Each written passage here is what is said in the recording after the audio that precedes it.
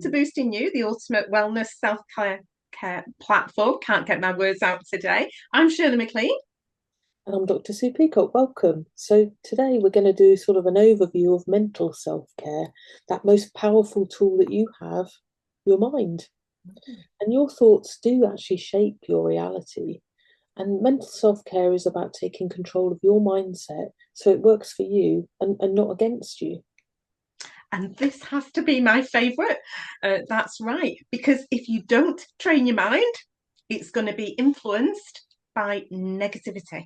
So by stress, by fear, by comparison. But when you take charge of that mental well-being, you gain that clarity, you gain that confidence, and have the ability to create the life that you want. Absolutely. And like you say, mental self care starts with that awareness, doesn't it? What thoughts are you feeding yourself every day? Are they empowering thoughts or are they limiting you? Are you speaking to yourself with kindness or criticism? Mm. A concept that I quite often talk about in my clinics is that of, being your own critical best friend, because we're always so much nicer to our best friends than we are to ourselves. Mm. It's thinking about, what are your inner dialogues, because what you're saying to yourself actually determines the outer results. Yeah, and then there's the mental input as well into it. So we mentioned last week about things like, or a couple of weeks ago, about the social news, social media. What are we consuming as well? The conversations that we engage in as well, and it all inputs. It's all your mindset, all to do with that input of what's coming in. And sometimes I might just say, if I'm engaged in a conversation or something's not going to plan in my head as I want it to, I might just say, I used to do it in meetings at work actually, when I used to manage the pharmacy. I would say, oh, I just need to go for a wee. If I'm in a conversation that I think, where's this going? This is pointless, or it's not aligning with my values of who I'm thinking, I'm not wasting that thought and that mindset to go where it doesn't need to go. So, and it's important that we choose wisely. Our thoughts are there, over 600,000 a day, and it's important that we understand where they are going. So surround yourself with positivity, inspiration and learning as well. And this actually sounds easier than it is. And we know that, don't we? That's why we see so many people, you know, by but if we master the art of this, and this is what we're going to do, isn't it? Our intention is to be sharing tools, sharing techniques as well, really breaking down these little segments of self care so that you'll have the tools, the resilience to just navigate through all of this. Yeah. Absolutely, and I think as again, sometimes as I talk about this in my clinics, that surrounding yourself with positive people. There's people in life who are radiators, and there are people in life who are drains, aren't they? So Yeah. surround yourself with those radiating people that give you that energy, give you that positivity, rather than those that kind of are a bit energy vampires and kind of drain all your energy away. Yeah. So I think that's kind of an important concept, isn't it? Yeah, But I think definitely. one of the other best sort of self-care practices is the art of stillness, isn't it? Because our minds are just constantly overloaded, aren't they? That the analogy of the computer with all your tabs being open is very much how our brains are these days, isn't it? So sometimes it's just nice to sort of slow down, isn't it? And to maybe meditate or journal or even just do a little bit of breath work.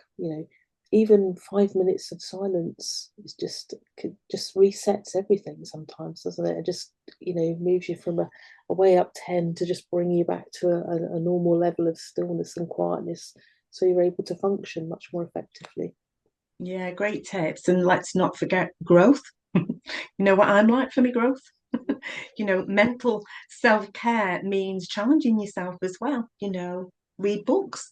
I never used to read any books. And now over the last so many years, I'm like a little bookworm. I never used to read any. And I always read, they're always mindset and things like that. They're not story books, but just we all have our own little thing that we like. Learn new skills as well. That's another thing. Sometimes step out of your comfort zone. We're either living or dying. And again, we've got lots of that grey grit to keep on learning stuff. We're never going to have, our memory's never going to be full. So we can keep taking on all of these new skills as well. And, you know, growth keeps our mind sharp, it keeps our spirit alive.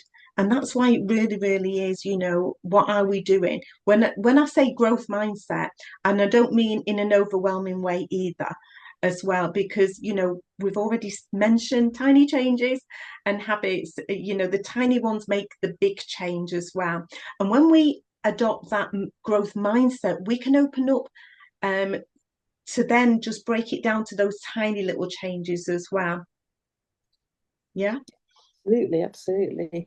You made me smile when you were talking about reading lots, because behind my lovely banner there's about 2 bookcases, and my husband always laughs and says they're going to end up falling through the floor into the kitchen one day. But yeah, so I think it's all, as we said before, it's all about taking action, isn't it? So let's give you some actions for today then. Perhaps choose one mental self-care habit that you can choose right now today. Maybe it's 5 minutes of mindfulness, perhaps it's a gratitude list, perhaps it's limiting the amount of social media you use. Um, Maybe it's about just sitting still for 5 minutes, just breathing, because what we're trying to emphasize is small changes do actually lead to massive shifts. So again, if you want to tell us what you're up to, put them in the comments below, because we'd love to hear them. Yeah, because when you do master your mind, you do master your life. I absolutely 100% agree with that. And if we have time, Sue, can I just do a little bit of maybe a short gratitude exercise that we can use just to prime ourselves as a little daily, just to finish off? Have we got time to do that? Oh yeah, I think so. I Yeah. love your exercises. So yeah, let's do them. I'll make it short because you know how I can go on sometimes. So, first of all, just take this moment just to put your feet flat on the floor wherever you are, get yourself nice and comfortable.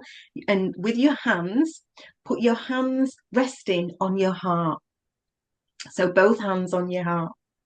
And just when you're ready, you can just allow your eyes to close and just a nice deep breath in. Breathe deep into your heart. Feel the strength of your heart. Feel the power of your heart. And feel the beating of your heart. And what are you proud of or grateful of that your heart has guided you to do or to give or to feel or to enjoy? And feel the strength of your heart. Breathe into it. Feel the blood flow, the oxygen. And feel grateful for your heart first. Just think about it. You didn't have to earn this heart or do anything. It was given to you. Didn't have to prove your value or your worth or have to accomplish something. Something loved you enough to give you the gift of life. And as long as this heart is breathing, you have that gift and you don't have to think about it. What a gift. So as you breathe into your heart, feeling your powerful heart, I want you to think about just one thing in your life that you could just feel truly grateful for.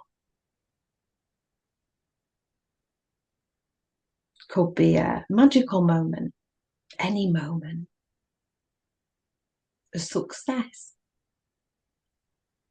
something that just makes you happy, anything.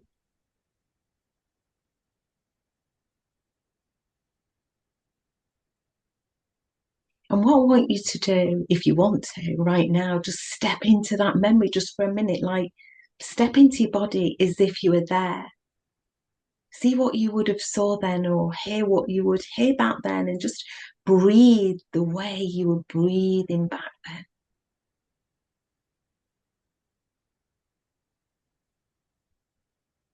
fill up with that sense of gratitude for that moment. How do you smile when you feel so grateful? What's the look in your eyes when you feel so grateful?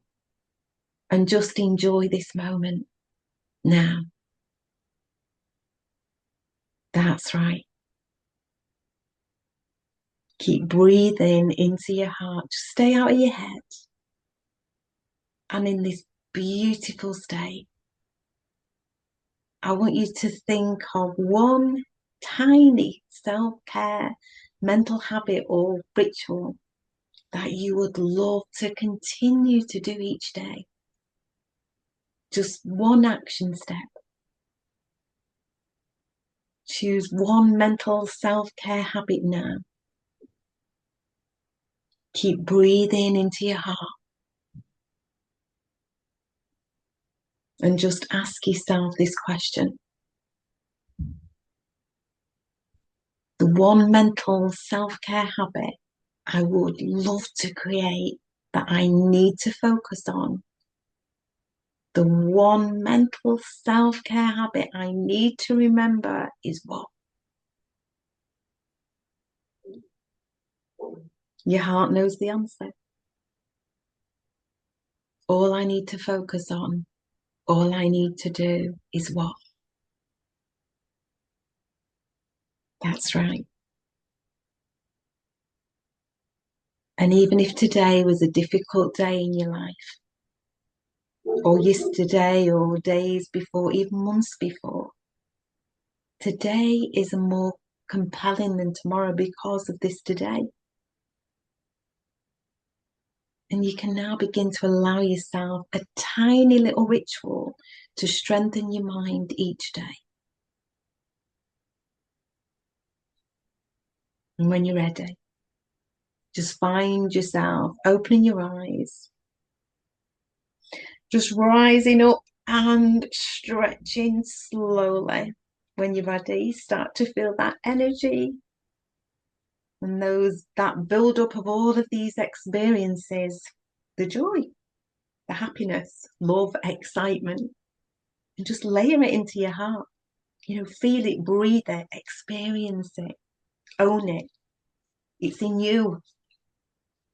This is the real you. So that's a super short version of what I would suggest. A few little things that you can do each day. And it's a wonderful thing to get yourself in that state. You can answer in that state all sorts of different questions that you have for yourself as well, because you have that power within you. So hopefully you will have had your first little mental health ritual to action now. And when you're in that state of gratitude, it's good to do at least 3, really. I know I was super quick then, but it's good to do at least 3, then get yourself into that state. Okay, did you enjoy that? It's lovely, thank you. It's a pleasure. Okay, so I think that's time to say goodbye. Tell us what your little ritual that you're going to do is as well. Put that in the comments as well. And it's bye from me. Bye from me, see you next time.